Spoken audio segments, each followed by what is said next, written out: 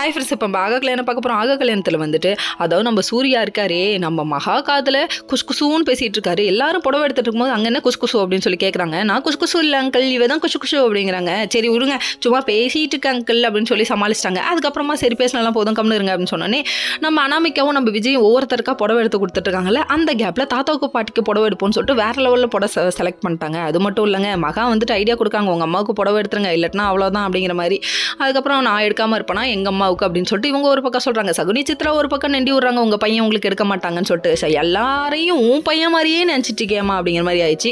நீ தான் புள்ள வளர்த்தது சரியில்லை, எல்லாரும் அப்படியே வளர்த்துருப்பாங்க அப்படின்னு சொல்லிட்டு அவங்கள தான் பார்த்து கேட்க தோணுது. இன்னொரு பக்கம் பார்த்தீங்கன்னா, அதாவது நம்ம அனாமிக்காவும் நம்ம விஜயும் புடவை கொண்டு போய் கொடுக்குற நேரம் தாத்தாவுக்கு மயக்கம் வந்துருச்சுங்க. பிபி டேப்லெட் எக்ஸ்ட்ரா போட்டாங்களே சகுனி சித்ரா, அதனால மயக்கம் வந்து தாத்தா விழுவ ஒரு அரை மணி நேரம் அப்படியே படுத்திருந்தாங்க. படுத்திருந்ததுக்கு அப்புறமா டாக்டர் வராரு, செக் பண்ணி பார்க்குறாங்க. அந்த கேப்குள்ளே நம்ம சகுனி சித்ரா என்னென்ன வேலை பண்ண முடியுமோ, சோத்தை போட்டு கொண்டு வந்ததுக்கு உன்னால் என்னென்ன பண்ண முடியுமோ எல்லாத்தையும் சிறப்பாக பண்ணுற அப்படிங்கிற கதை தாங்க இந்த அம்மாவுக்கு. அதாவது இந்த அம்மாவோட முடிஞ்ச எல்லா வேலையும் பண்ணி பார்த்துச்சு. கடைசியில் பார்த்தா யார் கொந்தளிச்சாங்கன்னு பார்க்குறீங்களா? ராஜலட்சுமியே கொந்தளிச்சிட்டாங்க.